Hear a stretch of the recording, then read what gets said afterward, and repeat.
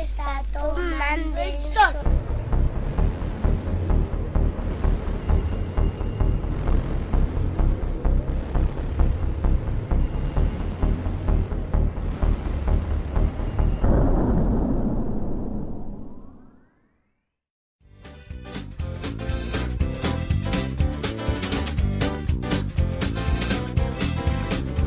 Com m'agrada llevar-me el dissabte al matí, oblidar-me la mandra justa sota el coixí, prema un botonet per poder sentir històries boniques que m'hi en fan feliç. I és que a Badalona hi ha una pluja que no mulla, que entra per les orelles i et fa pessigolletes. No ens caldrà barret, paraigües, ni cangur ni botes d'aigua, només sintonitzar-la al 94.4.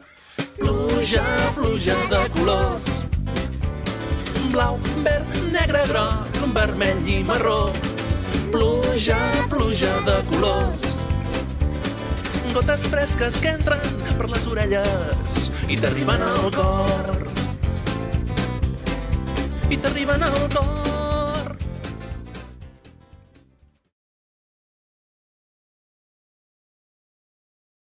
La meva escola és diferent a les altres. M'agrada perquè hi ha un munt d'espais on podem deixar-nos endur pel que sentim. Si em ve de gust jugar, jugo. I si em ve de gust saltar, salto. La meva escola és una casa supergran, tan gran com un castell. Hi ha nens i nenes de totes les edats. Jo sóc l'Albert i tinc 6 anys, però hi ha nens que en tenen entre 1 i 5. Jo sóc dels més grans.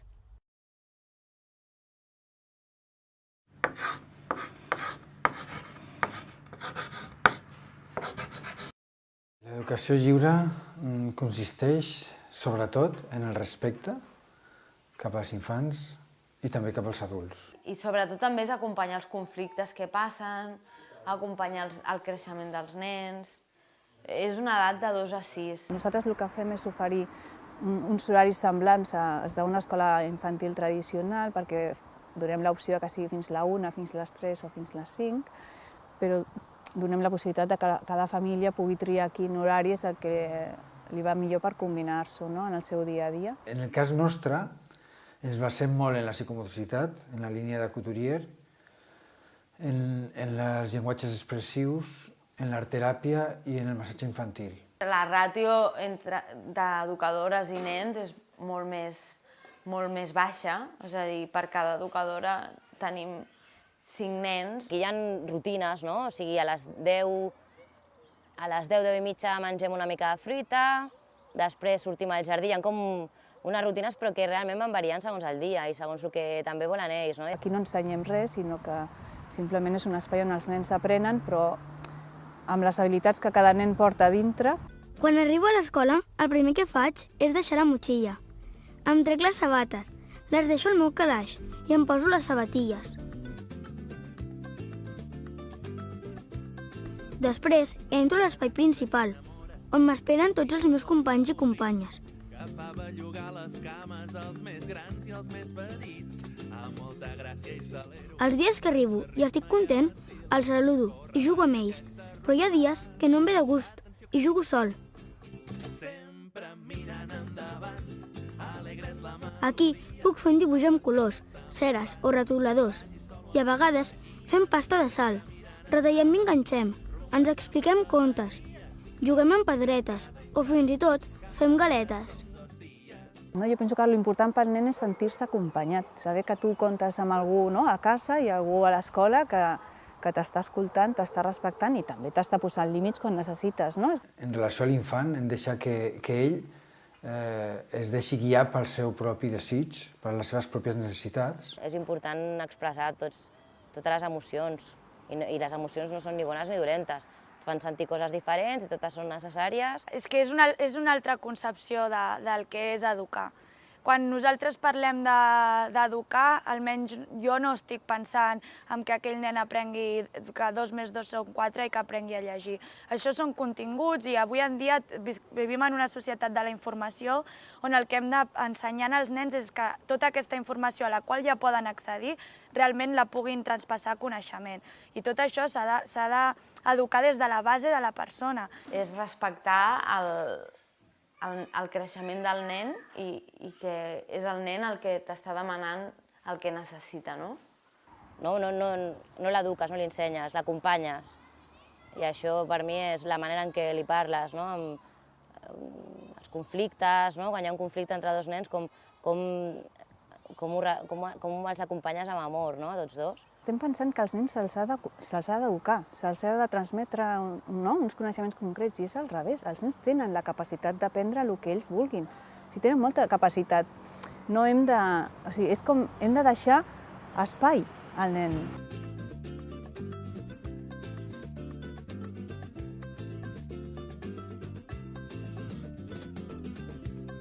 Després, anem a l'espai de teatre. És molt divertit.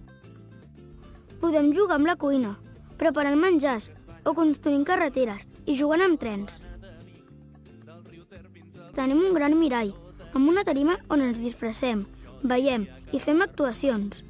Inclús, a vegades, fem un taller de música. Però després de dinar, la sala canvia, es fa de nit, i tots els nens que volem dormir ens estirem sobre uns matalassos.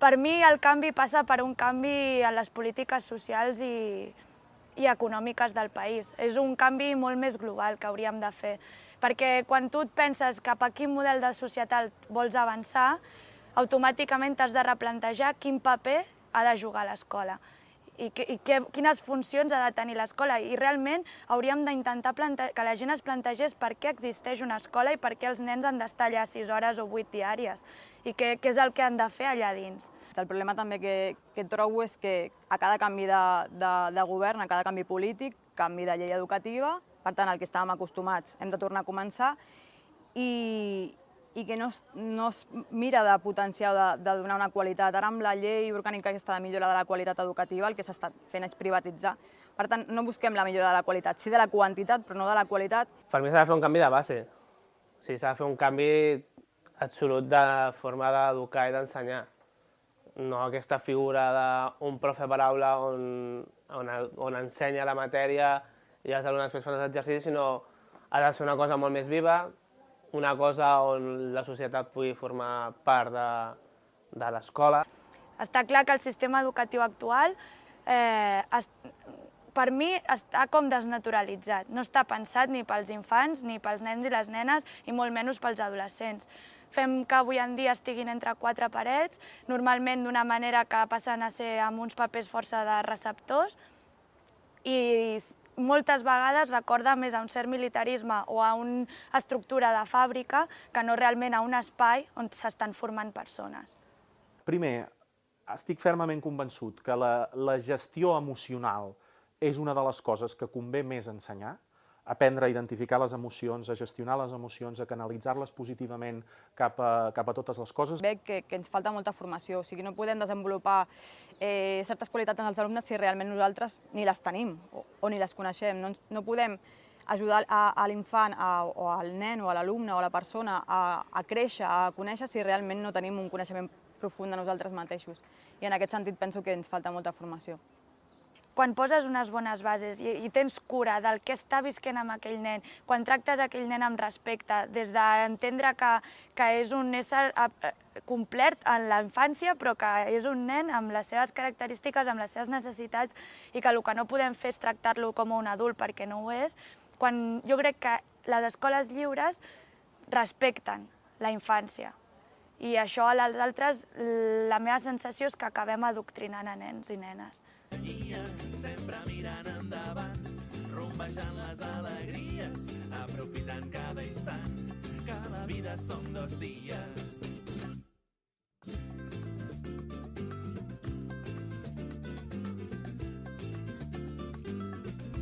Ens agrada molt anar a la sala de psicomotricitat, perquè podem córrer, saltar, cridar i construir casetes, i moltes coses més. La ballem per carnestoltes, també per festa major. Els donats i els poques soltes com l'alcalde i el... Tenim matalassos, coixins, túnels i teles amb les que podem jugar a fet i amagar.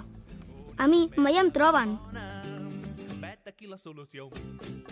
Sempre mirant endavant, alegre és la melodia, ai, les cames se me'n van. Després anem a l'espai d'art, on dibuixem, llegim contes o juguem amb peces de fusta. Les alegries, aprofitant cada instant, que la vida són 2 dies, sempre mirant endavant, alegre és la melodia, ai, les cames se me'n van, balli sol o en companyia, sempre mirant endavant, rumbejant les alegries, aprofitant cada instant, que la vida són 2 dies.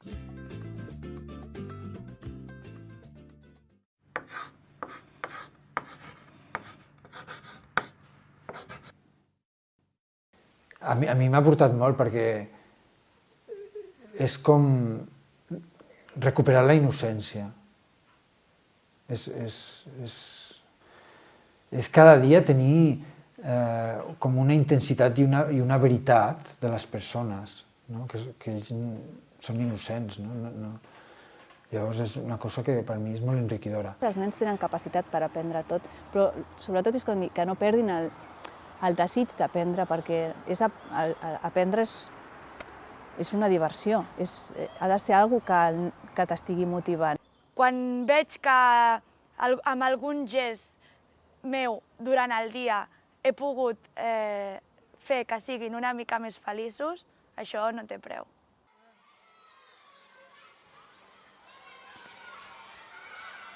El meu espai preferit és el jardí. És tan i tan immens com una selva. M'encanta córrer, saltar i cridar. Estic fet tot un aventurer i sempre jugo amb els meus amics a amagar i a trobar tresors. És tan divertit! Ser un pirata se'm dona molt bé, però també puc ser un cavaller que rescata els animals del bosc.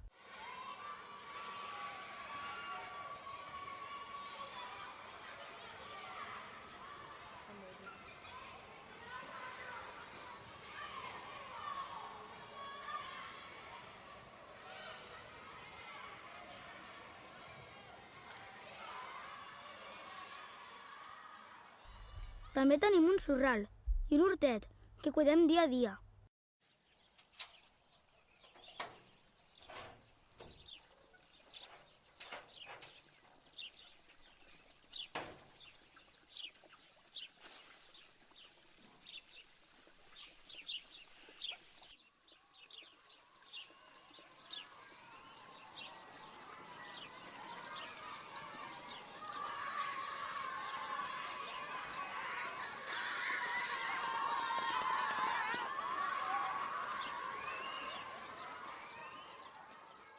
És tan gran el nostre jardí que fins i tot té muntanyetes i ens encanta rodolar per elles. És que és tan i tan gran que puc amagar-me sense que ningú em trobi. El nen que és acompanyat amb respecte i amor d'adults evitarà molts anys de teràpies, no? De teràpies. I és com això, no? Perquè realment la infància és el més pur que hi ha, no? I el més esponja que hi ha també, no? Que tot ho absorbeix. Llavors, com menys influïm i incidim en ell, el nen podrà ser ell, no? El bonic és que hi hagin propostes diferents, perquè després cadascú pugui triar la que realment aquella família sent, o és compatible amb el seu dia a dia, perquè no hi ha cap... No hi ha una veritat que sigui absoluta. Cadascú ha de sentir-se, escoltar-se i dir, jo sento que això és pel meu fill i aposto per això. M'agradaria que prenguessin consciència de que cal lluitar pel que creus i que realment és possible si tot el conjunt de la població, pares, famílies, la comunitat, els professionals, lluitem per aquest canvi.